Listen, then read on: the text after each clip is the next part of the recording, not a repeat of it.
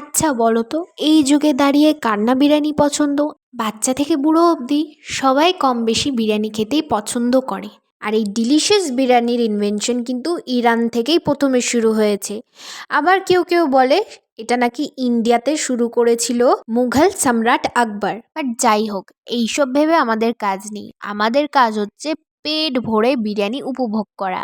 এই শীতকালে বিরিয়ানিটা একটু অফ যাচ্ছিল, দিন ধরে বিরিয়ানি খেতে ইচ্ছা করছিল, বাবাকে বলাতে ফুল প্লেট চিকেন বিরিয়ানি হাজির।